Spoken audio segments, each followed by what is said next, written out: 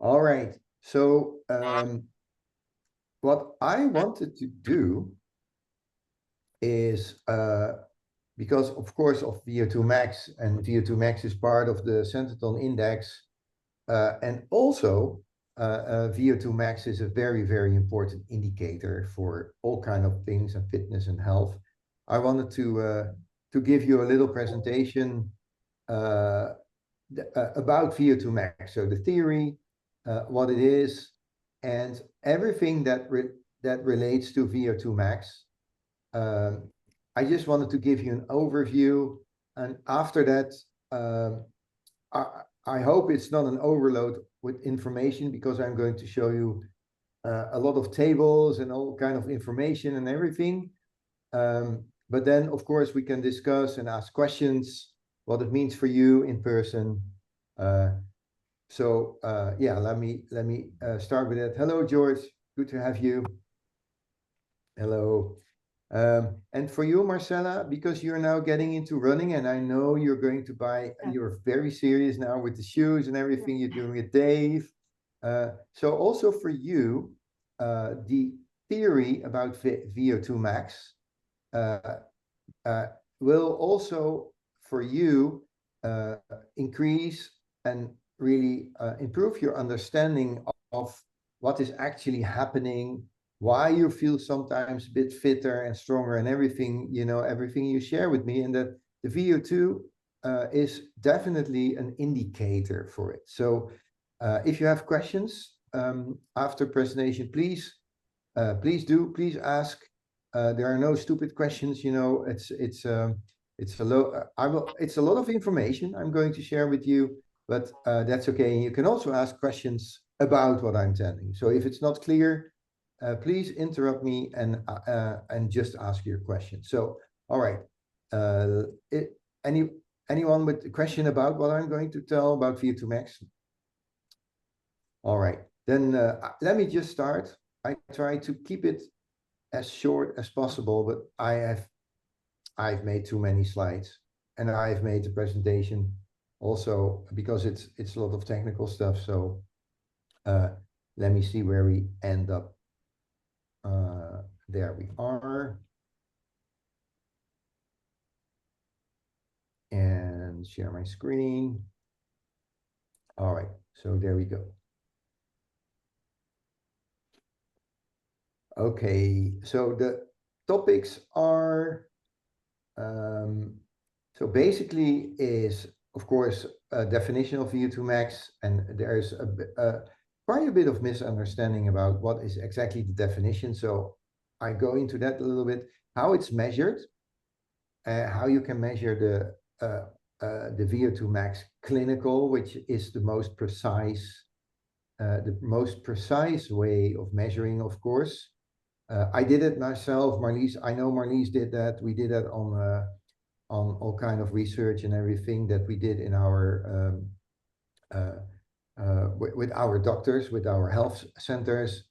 And in fact, we're doing it every year when we do a sports, like a measuring and that they measure the blood and everything, the values.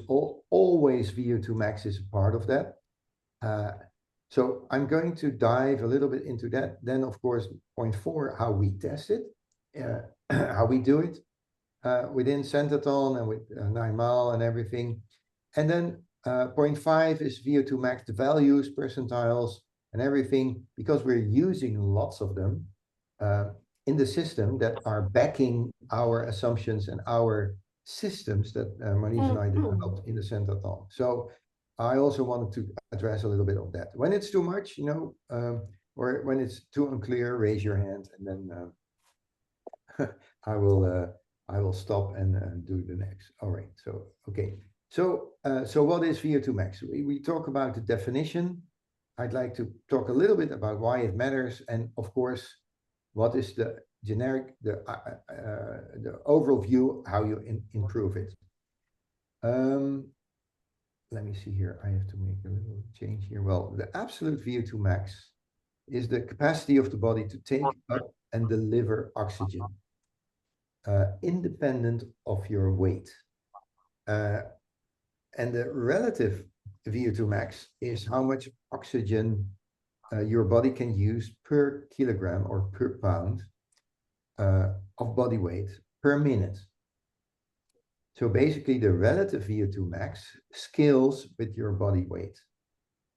So the absolute VO2 max is measured in liters of oxygen per minute.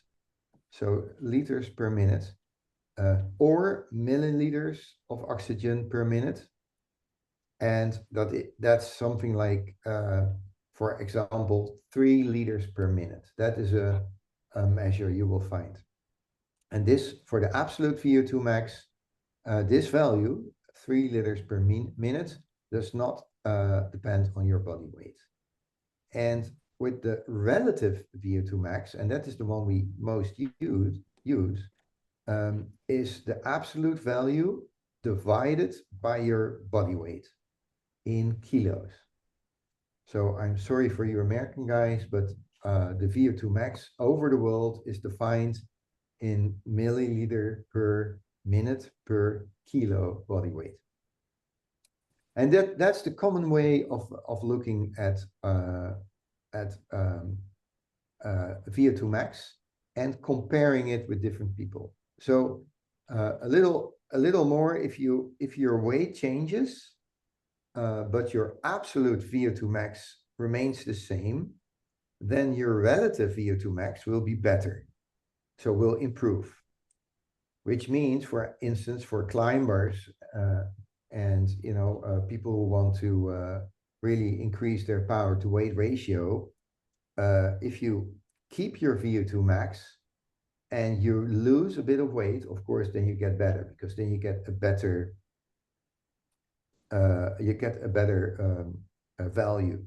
I have some calculation examples here, but I don't think I'm going to show it. Yes, please. Just a question. VO2 stands for?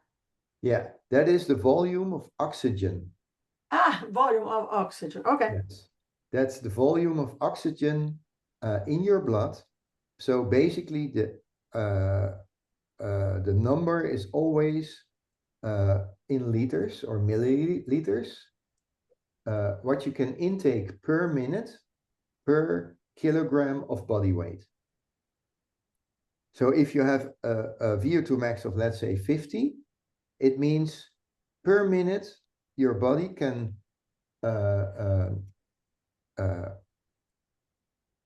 process 50 milliliters of oxygen in your blood per kilo body weight. Right? So that's a really it is a fixed value. It is a really fixed value, and you can change it in two ways: by improving your ability to process oxygen and to lose a bit of weight, because then your value gets better, because then your the measure changes. All right. So why it matters is, well, a short answer is higher VO2 max is generally, by lots of research, linked to better life quality and to a longer, healthier life.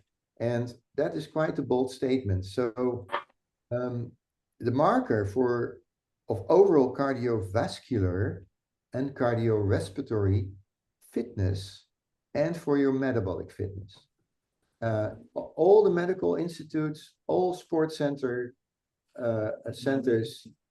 professional sports teams and everything, they all use VO2 max as a marker for cardiovascular, cardiorespiratory, which is the heart and lungs and everything, and the metabolic fitness. And then let me check it here. Strong indicator. Yeah.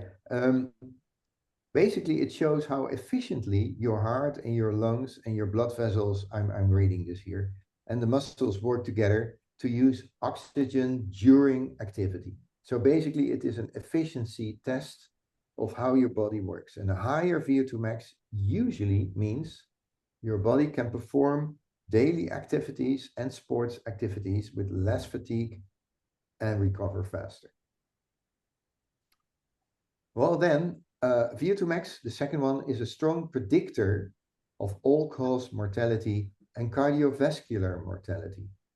And if someone, I know, you guys read Peter Tia, Dr. Rhonda Patrick, all these doctors, they are basing their, basically what they say on research that indicates this.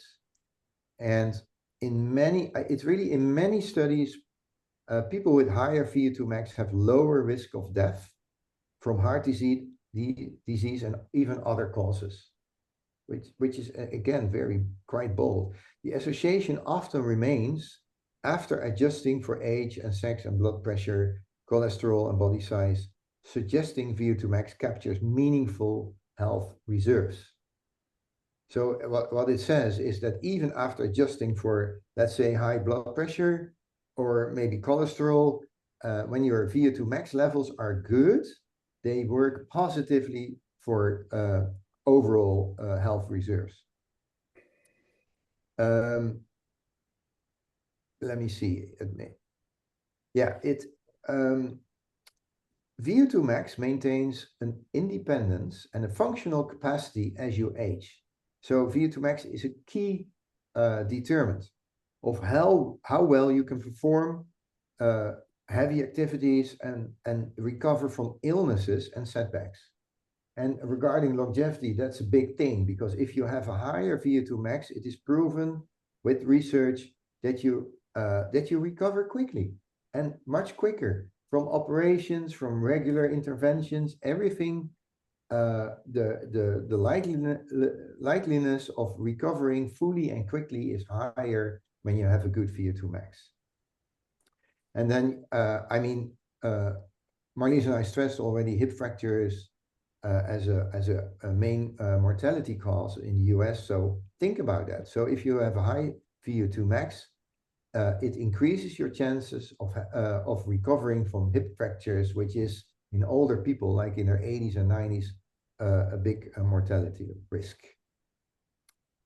Number 4, VO2max links to metabolic health and chronic disease risks. So a higher VO2max tends to accompany better insulin sensitivity, healthier blood pressure, and favorable fat profiles. You know, remember the discussions we had with the seed oils and inflammation. So inflammation and a high VO2max are linked. With a higher VO2max, there's fewer and less risk on inflammation caused by these bad seed oils, for example. So regular aerobic training that improves VO2max also reduces risk factors for type 2 diabetes, metabolic syndrome, and obesity. And then in general, of course, the final thing is quality of life and daily function. Well, needless to say that VO2max, as you get older, for daily functioning is a very good thing. All right. Now let's quickly talk about how to improve VO2max. Well, in general, it is regular aerobic exercise. And that is, of course, why you hear all these health organizations say you have to walk, count your steps, trying to get people move. And for us, already being sports people, it's regular aerobic exercise, which means walking, cycling, running, etc.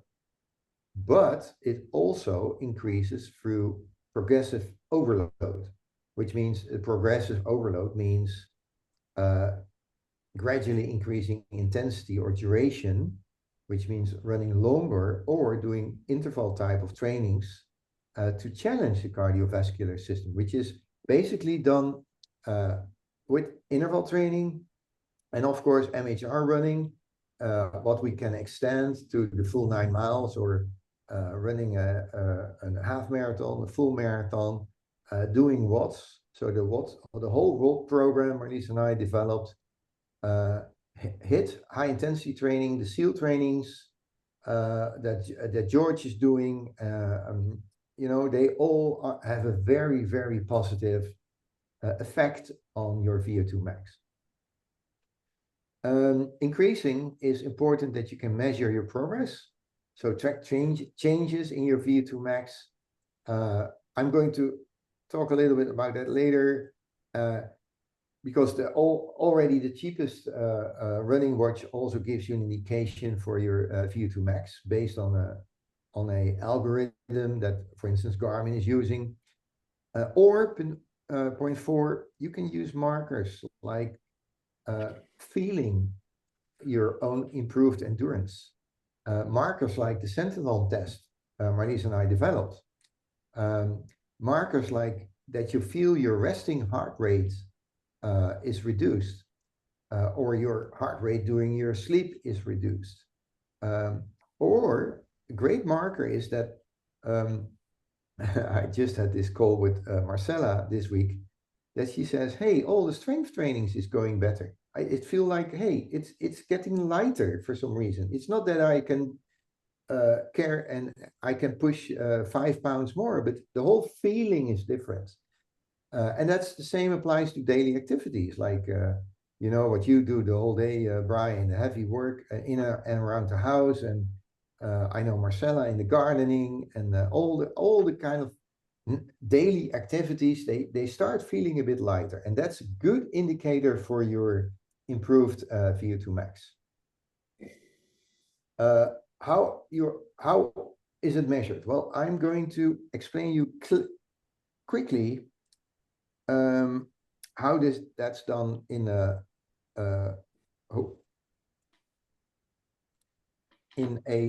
clinical environment. So basically, it is really in a very controlled environment where people perform a graded exercise, basically by adding more power on a treadmill or on a bike.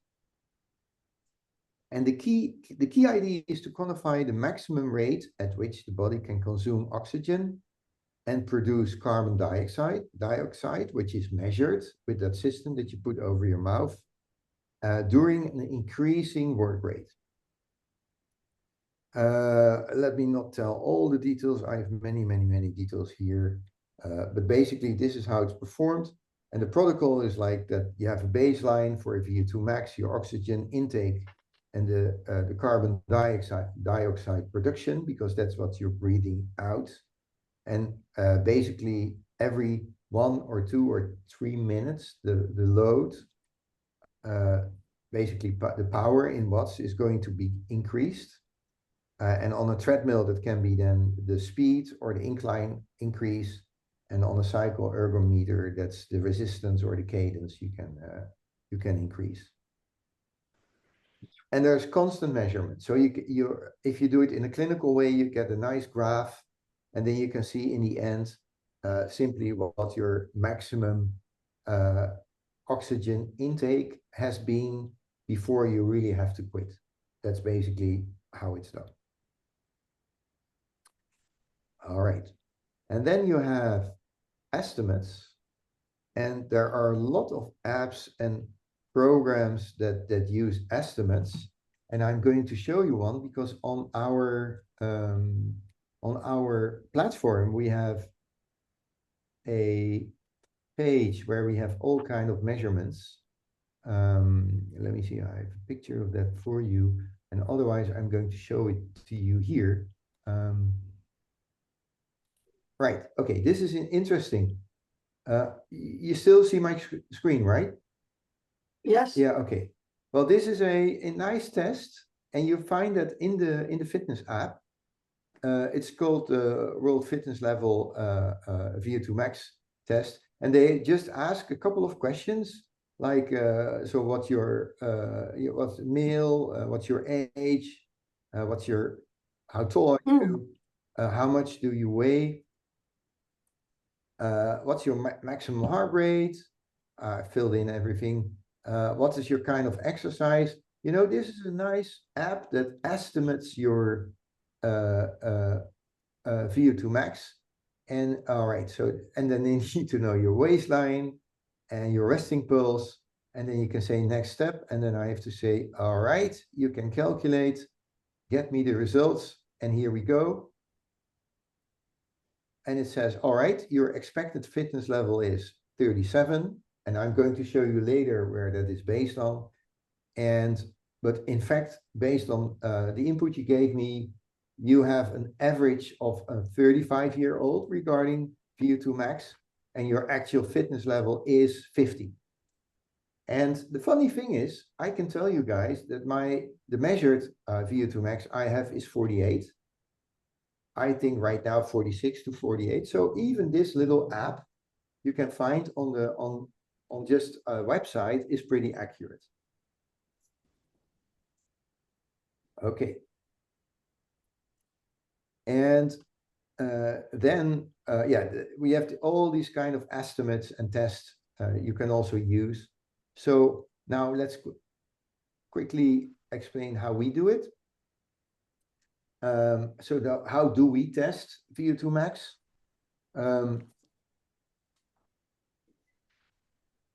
Your first indicator is the Garmin watch, which is still quite good.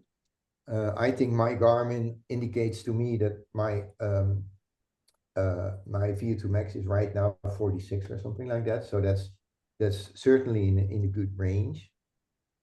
Then the second way is the estimates. So like this app I just showed you, that you can find websites that they ask you for all kind of information, and then they calculate. They have an algorithm, and they give you an estimate for your VO2MAX. And of course, how Marlies and I test is also, yearly at the health center. So we do these clinical tests as well. And then how we test in the Centerton program, we developed a system with the 1 mile running, which is 4 laps around the track. And then the time you run is a clear indicator for the VO2MAX you have. Then we interpret the results against research data. And I'm going to show you a little bit how Marlies and I set that up based on research data. And of course, also our system, the Centerton system that you find with the 1 mile running test, is an estimate. Basically, the only real test is the clinical test, where you actually measure the amount of oxygen as a fixed number. All right, let's have a little look at the numbers. Here I showed you the page, which is the in your running fitness platform in basic tutorials. Under introduction, I have here lots of resources that's already there has been always there, but that's interesting for you if you like it, to do a little research on everything that's related to VO2MAX.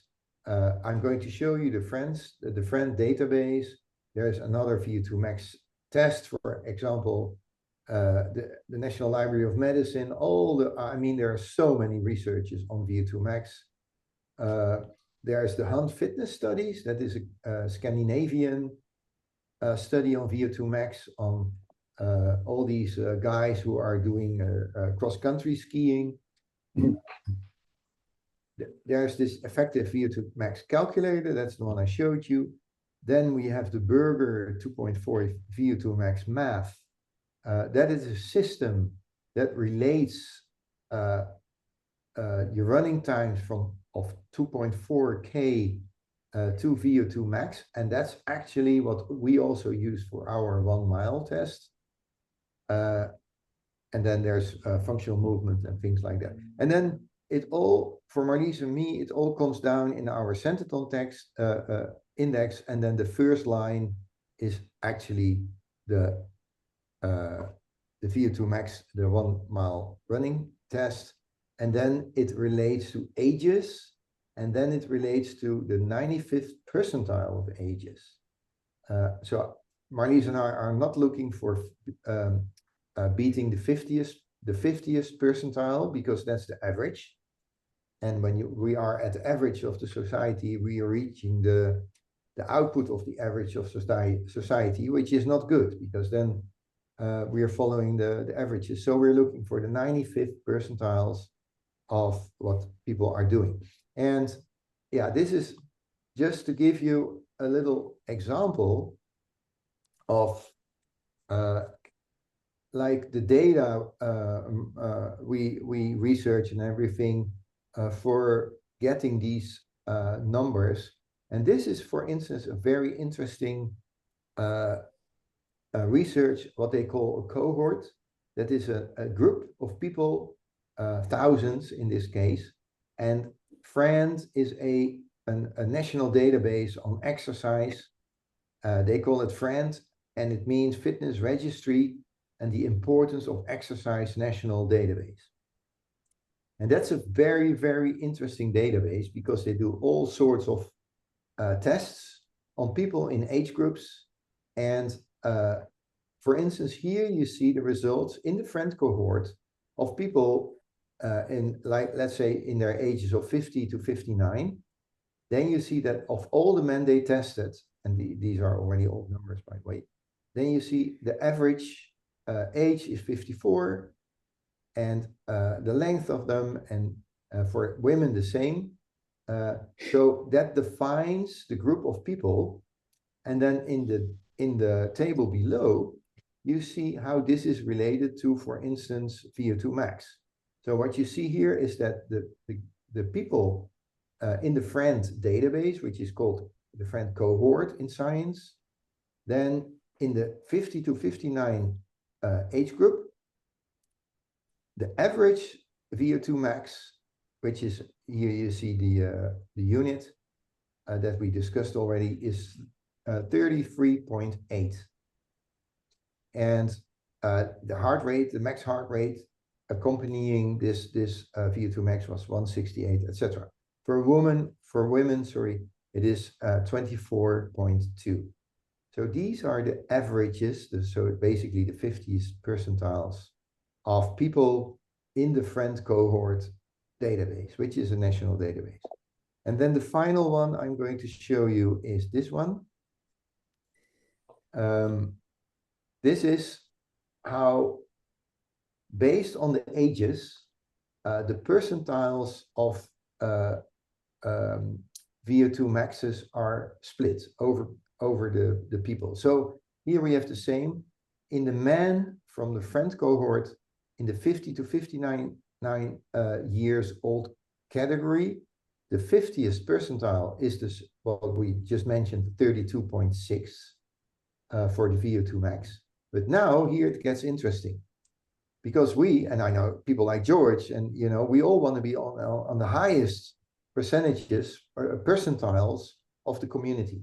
So here you see that in your 60s, you are already on, according to the FRAND cohort, you are in this 95th percentile when your VO2MAX is 43. So that would mean for me that I am probably in the 97th or 98th percentile of society with my VO2MAX of 46, 48, somewhere likely right there. So that's pretty high in society. And that's also here, what you see here with the women from the FRAND cohort. Women have overall lower the VO2MAXs, but here you can see exactly like for Marlies 50 to 59 age category, the 95th percentile is 35.9, which means that Marlies, with her, I think Marlies, you are now 48? 52. 52, that's crazy. Oops. 52 means you're almost 99 point something percentile. And that explains why you always finish in endurance activities. It simply explains that. Of course, the muscle and everything, all the things related to it. But this explains, because you're in this highest of the highest percentile, that means that when you have around yourself like 2,000 ladies standing at the start line, just based on these numbers, you know that they are not having these numbers. And of course, top sports people are in their, in their 20s and in their 30s. Men from the friends database, the cohort, you see already the 95th percentile is 66 in your 20 to 29th age group. But that means that all the guys like the top male cyclists who are doing the Tour de France, they are way in their 70s, and I mean there are even people having 80 in their 80s VO2 maxes, and that explains why they can climb so fast and why they can go, I mean, race up on those mountains so ridiculously fast. All right, so that's a little introduction about the statistics, about the science, about the research on VO2max. But the main thing is, please, if you want to ask something, I can again call up these numbers and everything. But main important thing for you is that what we do in our program, in the Centrathon program, in the Ironman Marathon running program, is of course we want you to improve, on running and everything. And but the main thing is to really substantially improve your VO2max, make you healthier, and therefore increase your chances on living a long and I mean basically a healthy, energetic life. And I know of all of you guys, we all have the same wish.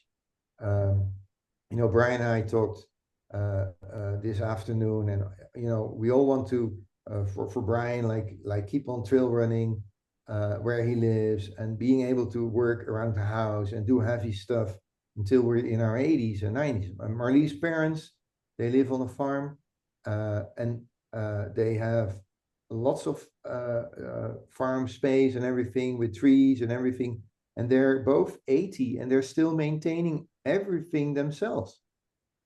And that's basically, I think they will have like also crazy VO2 maxes compared with the percentiles you see here. Yeah, so that's basically it. There's so much data and so much information on VO2 max, so I try to kind of aggregate a little bit and to to make a sensible presentation. And let me know, if it did not, or if you have any questions, or if you want to make any remarks, suggestions, please do. Well, I have one question. Yes, please. Related to the walking.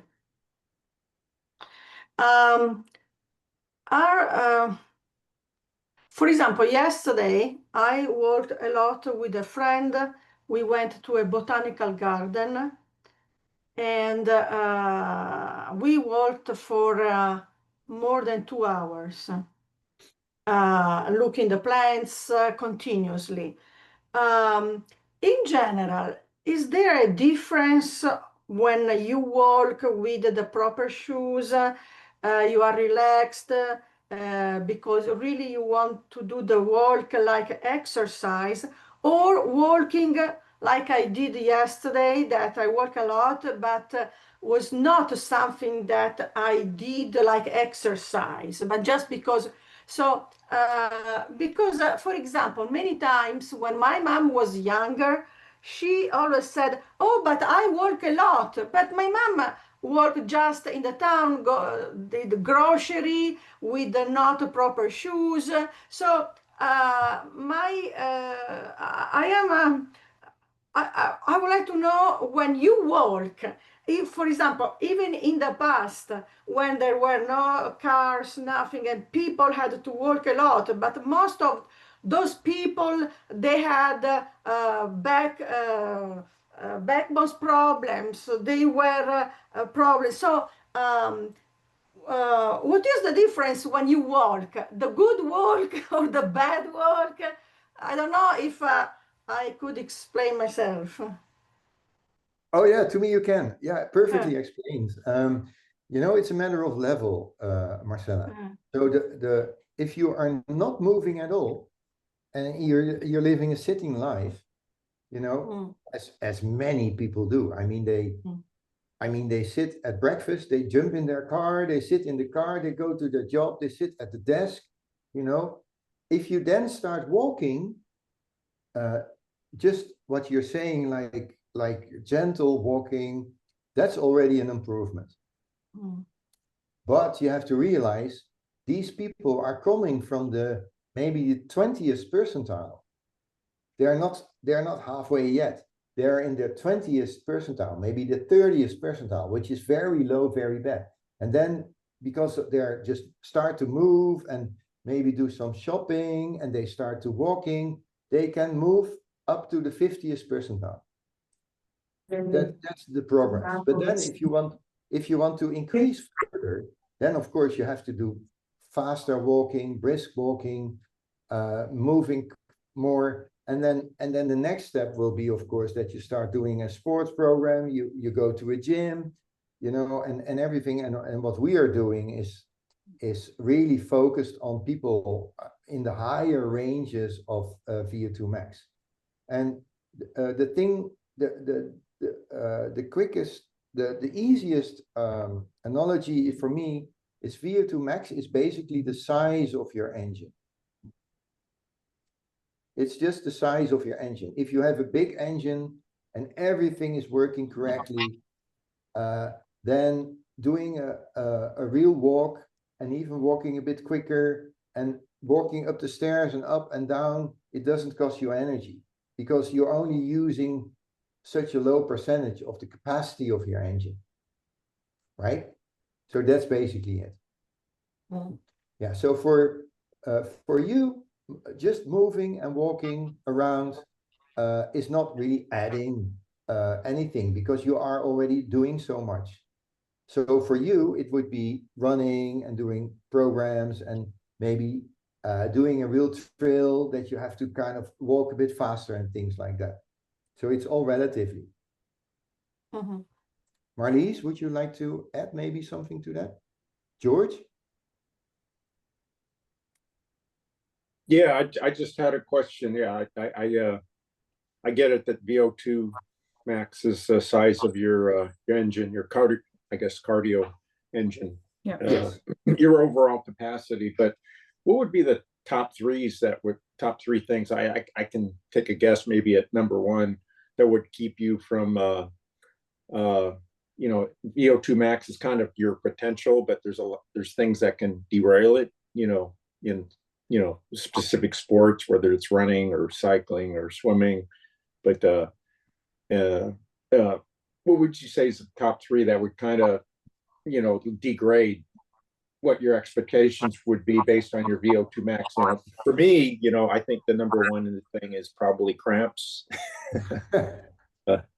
Leg cramps, and that's mostly from running, but it can happen from cycling. Cycling, if you're doing triathlon, can aggravate early onset of cramps when you get to the third stage. But what are your thoughts on that? Things that, and I maybe there's other obvious things like injuries or joints or strength, who knows, but top three.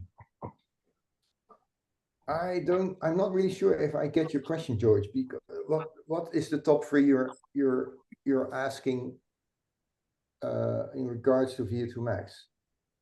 What would you like to? Well, that kind of sets the your upper limit on what you could expect to do, like on a run, but you might not be able to achieve it because you cramp or something. And maybe it's not a top three. It could be anything.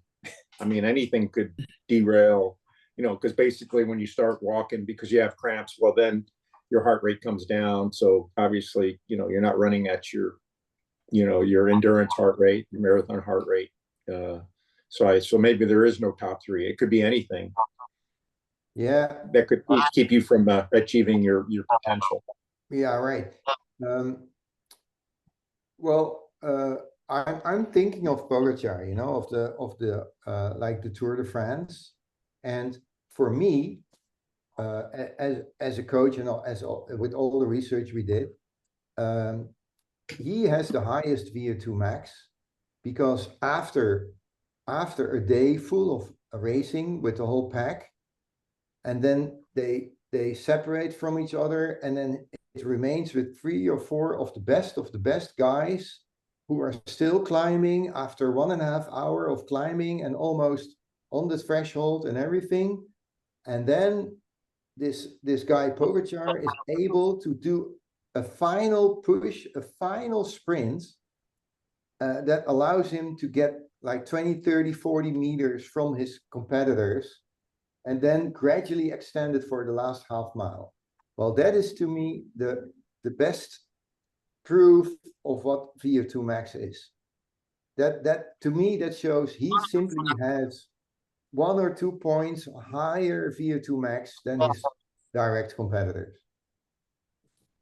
Because VO2 max actually is in the max level. You know, it says what you did, like the 24 hours seal, and the, you know, it means when you're at your max, you're performing, and they're asking to do something, and then it depends on, you know, and all the guys are still doing it. Then the guy with the highest VO2 max will be able to give it another small push before he collapses, before he cramps, before the muscles stop and quit because they are building too much acid because there's not enough oxygen in supplied and things like that. So that would be to me, you know, and for me in ice speed skating is nice because it's a bit the same like the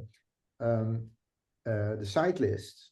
It's always, if you do 100 laps of racing, there are a lot of guys who can do 80 laps fast. So the pack is still there. And then in the final, we accelerate and we go quicker and quicker. And then only 8 remain. And then the final lap you do is doing the final sprint. And then the guy with the best cardiovascular system is able to go really for the sprint between the final 3 guys.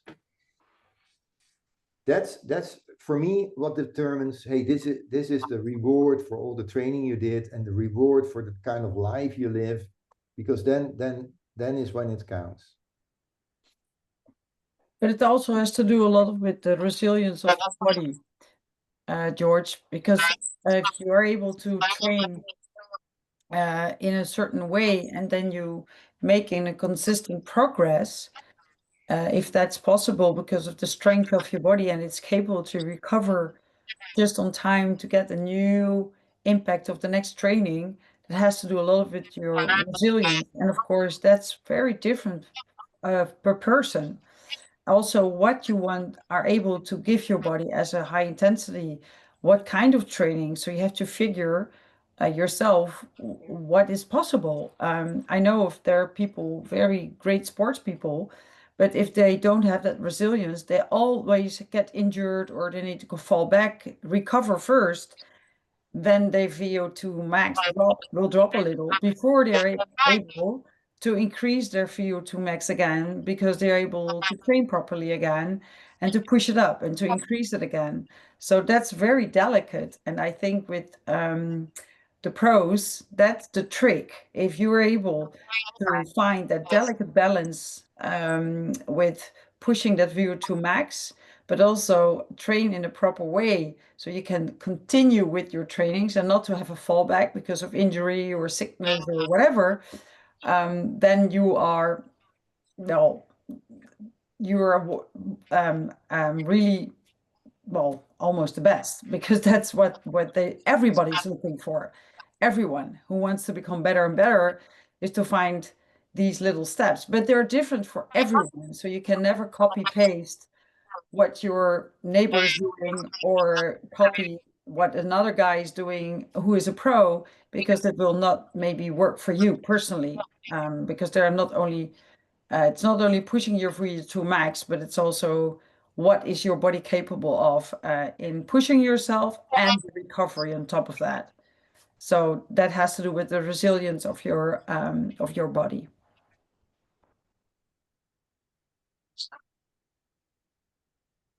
So I have a question. Yes, of course. You know, I'm very curious about this whole subject, and I've always thought, it occurs to me that a person's lungs in general are way bigger and more capacity than a person's heart. Well, of course, we've got two lungs. So to me, I always thought that VO2 max would be more limited by the size of a person's heart than by their breathing capacity. And so to me, it seems like if a person were to have a high VO2 max, what you're really saying is that that person has got a very big heart and a big pumping capacity.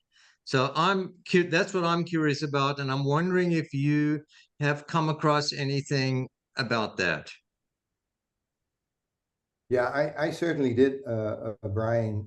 If you go into the database, the science database about VO2 max, I think the common denominator is that it is the whole system working together. So the veins and the tubes basically can be the limiting factor. And I know of sports people who had, for some reason, maybe different veins in their lower part to their legs, and that's why they had to quit, because they simply couldn't push better because the veins weren't there.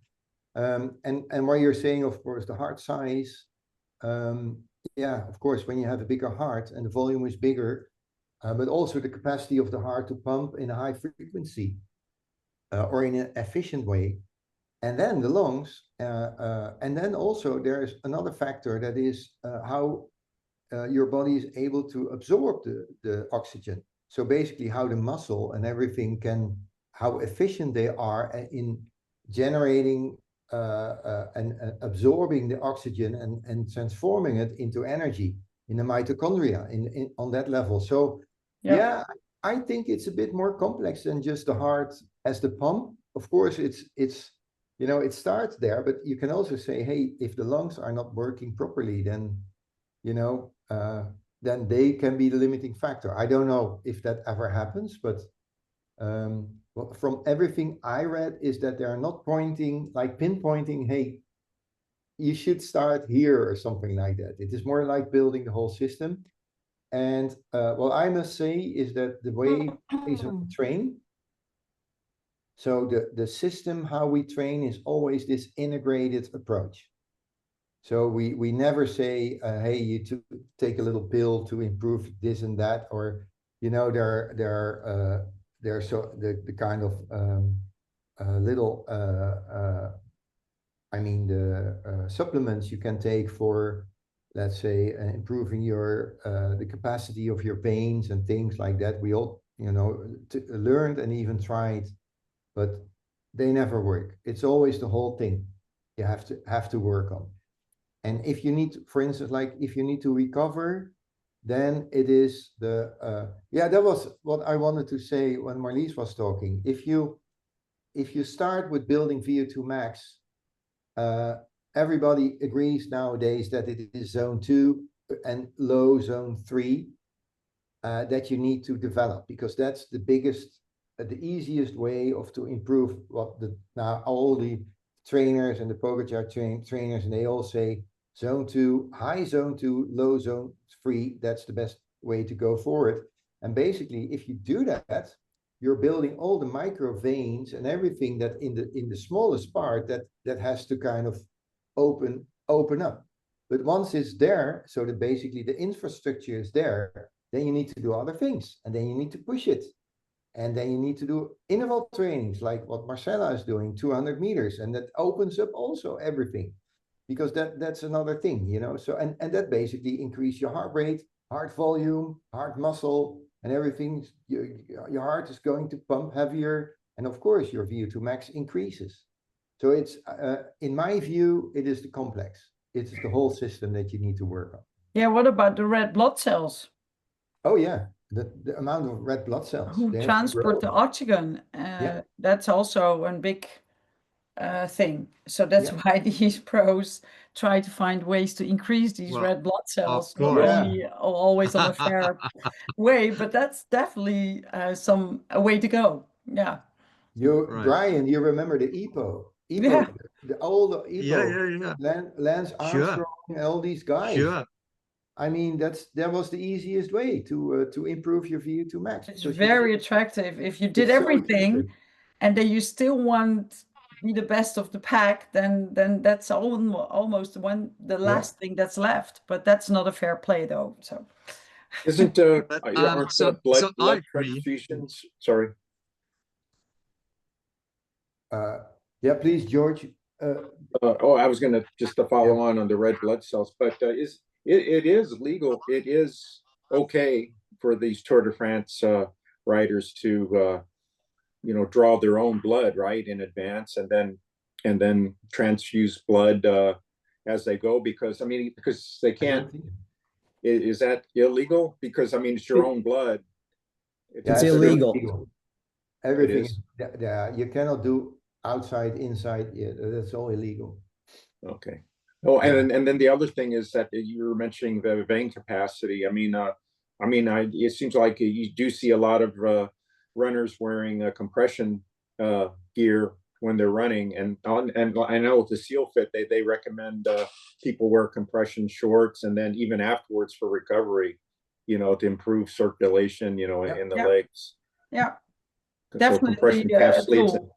Yeah, one out of the list. It's a tool. Yeah, definitely. Yeah, great tool though. But that has to do with your recovery, and if you need that to increase your recovery and the quality of your recovery, then I would definitely recommend. Yeah.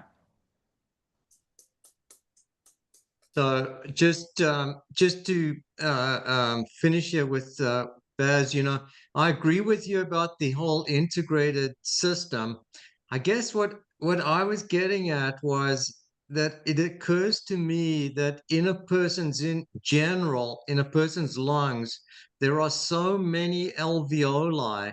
There's so much capacity in the lung to uptake oxygen into the blood that's never a limiting factor. The limiting factor is somewhere else. And as you say, for as long as a person has a healthy set of lungs. So that's what I was curious about, is that we're over designed in the lung uptake area. Yeah, probably. While you were speaking, Brian, I was thinking of the students Marlies and I have had that we had to teach how to breathe. Because the breathing itself, the system of breathing with the diaphragm and everything, allows you to use the full capacity. But there are so many people who are, even when we are sometimes speaking with them, they're only very right. What's that? Not artificial. It's shallow. How is that called? They're only just chest, not belly breathing. Right, just chest. They're just breathing here, the chest. You can see it when you speak with someone. Yeah. With open mouth, and they're sitting like that. So that's only they're only using this upper capacity, while all the other the diaphragm. Yeah, it's diaphragm, and it's what's the word for if you it's shallow waters, but it has to do with breathing. Is it that you do very limited breathing, very yeah, we just at least in the US we say shallow breathing. It's shallow breathing. All right, okay. So that's what I mean, and that's another thing. The capacity is there, but people are not using it. Then the whole day through, they're having bad habits of breathing, so they are not developing enough oxygen in their veins and everything for the normal things, even just being at meetings and sitting at tables. And that makes you very prone for and open for inflammatory, because that's basically what's happening on the cellular level. if there's not enough oxygen. Right. Yeah, no, it's a very interesting topic, the whole way that the system works together. Right. Yeah, and that is why you know, we when Marlies or me, when we're coaching, we're always start at the, I mean, we want to build the basis first, and that applies to working with injuries, get them away, because injury is, I mean, it really takes all the energy out of you. So get rid of the injury, then start working the basis, actually physically building all the veins. You have to rebuild it. If you're not, if you come from a period of 3 months or 4 that you weren't that active, you really have to rebuild it. It's growing actually in your body.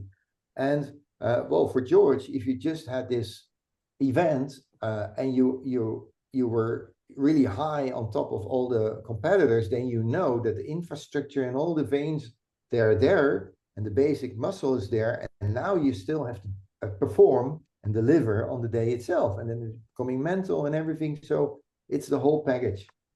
It's the whole package. The same with Rob McGrath, who is not here, but he trained well. He did exactly what he needed to do. He wanted to beat his what he called his disaster half marathon, that he collapsed the last 3 miles going downwards. So we made a new strategy. We made specific training for it. And well, last week he told he beat his best. I mean, his time with maybe, what was it, 12 minutes or something like that. But that I believe this is only possible if you do everything. I mean, the whole package. There's no magic pill. And be consistent. So, but Yeah. Maybe to conclude, are any of you guys involved in the CrossFit world? Do you get their mailings and everything? Well, we do. Yeah, Hyrox, but CrossFit just launched today, and maybe check it on CrossFit. They launched I think a very drastic campaign. They say what they say, fuck, you know, they don't write it fuck, but they do it with this asterisks and things.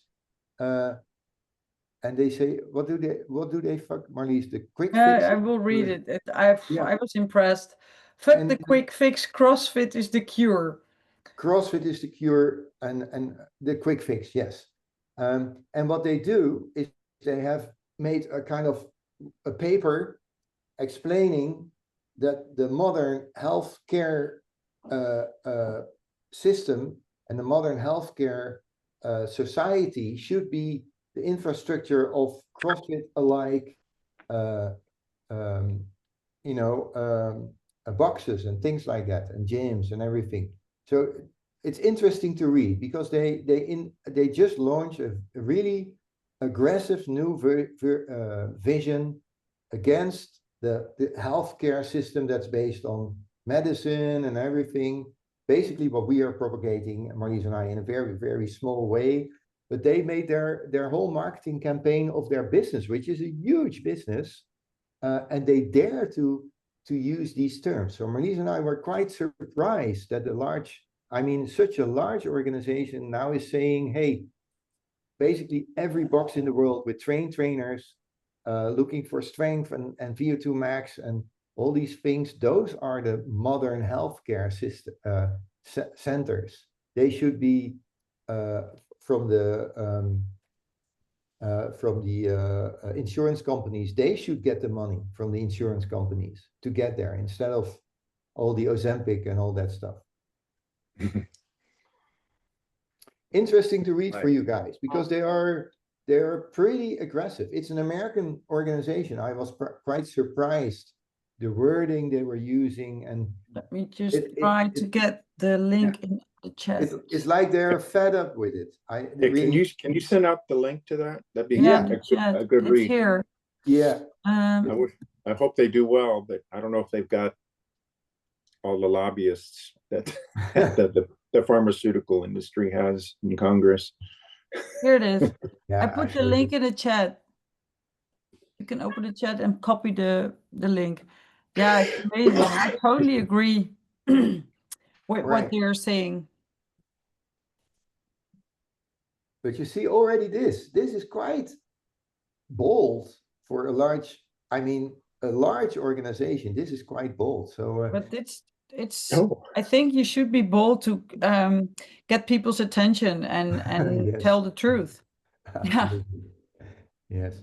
All right. So I just wanted to share this with you to finalize because maybe you know, like the book, the you know the seed oil, the dark calories. You know, slowly I think there is in the broader world, not just the kind of the I mean the aggressive individuals, but now in the broader world, maybe finally there's something going to happen in health, and that's what we're after, and that's basically what we are after as well. All right. Anything else, guys? Then Can I just ask a quick question? yes, please. So I'm cycling and running. I got a marathon in Berlin coming up pretty soon, and I know I use the Garmin, and I know they're not extremely accurate. I have done the tests. I was fortunate enough to at work. We were doing a device like the Garmin watch, and so we had to set up at work to do a lab test. So I was able to do it for free a few times. So it was pretty close. But anyway, one thing I was surprised when I started really cycling hard, that on the Garmin, they have two separate VO2 maxes. And with my running, my VO2 max is generally around 51 for 52. When I first started doing some cycling a little bit heavier and harder, it was a little bit lower than that. And I have been cycling harder as of recent. And now my VO2 max for cycling is 53, so it's a little bit higher than the running. But I was kind of surprised that there would be a difference. Yeah, I understand that it's the Garmin device and it's not very accurate, so maybe 51, the difference between 51 and 53 is negligible. But the fact that I mean, it should be measuring essentially the same thing, no? Yeah, it's I don't think so. no, it's a great question, Dave. Yeah. It has to do with the efficiency. So basically, there are different VO2 maxes you can measure for each activity, and one person can have a greater efficiency in running than in cycling, right? So that's basically the answer. When you have a very high efficiency in running, which Marlies has, then of course, if you do a running test, then you get a higher number for your VO2 max per kilo. Then I know of Marlies if she then when she would do a cycling test, because that is not so much her thing as running is. And for me, it is the opposite. So what you're saying, Dave, I always have a higher VO2 max on the cycle. So when I'm tested than when I'm running. Oh, okay. It has to do with your personal efficiency. And that's also interesting because there's a lot of research, even a bit what we have in the system that, you know, if there's research done, then it always ends up with that kind of statement that someone, you know, all these people have different specific efficiencies per activity. Mm.